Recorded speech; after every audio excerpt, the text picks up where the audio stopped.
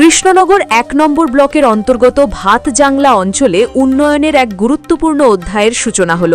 পালপাড়ার মোড় থেকে মুসলিমপাড়া মসজিদ পর্যন্ত প্রায় ১.৬০০ কিলোমিটার দীর্ঘ নতুন পাকা রাস্তার আনুষ্ঠানিক উদ্বোধন করলেন পশ্চিমবঙ্গ সরকারের ভারপ্রাপ্ত মন্ত্রী উজ্জ্বল বিশ্বাস।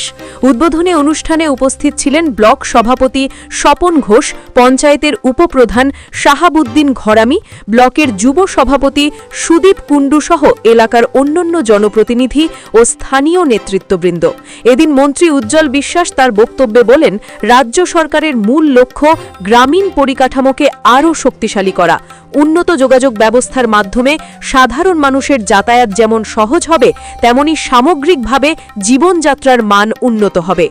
নতুন এই রাস্তা চালু হওয়ায় দীর্ঘদিনের যাতায়াত সমস্যার অনেকটাই সমাধান হবে বলে মনে করছেন স্থানীয় বাসিন্দারা।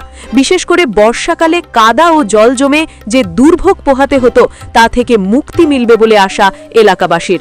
উন্নয়নের এই উদ্যোগে খুশি ভাতজাংলা অঞ্চলের মানুষজন।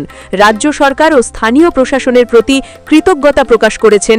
নদিয়া থেকে অর্ণব মজুমদারের রিপোর্ট, স্টিং নিউজ। যে আপনারা যা ঠিক করবেন সেটাই মমতা বন্দ্যোপাধ্যায় করবেন। তার জন্য প্রতিটা অঞ্চলে অঞ্চলে আপনারা জানেন যে মুখ্যমন্ত্রী আপনাদের প্রতিটা বুথ এবং সেই বুথ অনুযায়ী আপনাদের রাস্তা ইত্যাদি তৈরি করার জন্য আজকে সিদ্ধান্ত গ্রহণ করেছেন। এবং এরপরে আমার মনে হয় সারা ভারতবর্ষের কোনো জায়গায় এরকম হবে না যে জায়গায় আজকে সমস্ত পাড়ায় পাড়ায় রাস্তা, এলাকায় এলাকায় রাস্তা, আর সব রাস্তার মধ্যে আছে রাস্তা শ্রীম। এবং এই জায়গায় দাঁড়িয়ে শ্রীম মানে সুন্দরতা, অর্থাৎ আপনার এখানকার রাস্তা শ্রীম মানে সব থেকে বেশি রাস্তার একটা সুন্দর অবস্থান আপনাদের কাছে পৌঁছে দেওয়ার আগে ব্যক্তির নাম হচ্ছে মমতা বন্দ্যোপাধ্যায়। সুতরাং আপনারা আগে এই জায়গায় সকলে মিলে আজকে উপস্থিত হয়েছে এবং ধন্যবাদ জানাচ্ছেন যেখানে রাস্তাটার জন্য ধন্যবাদ জানানো আমাদের মুখ্যমন্ত্রীর প্রাপ্য।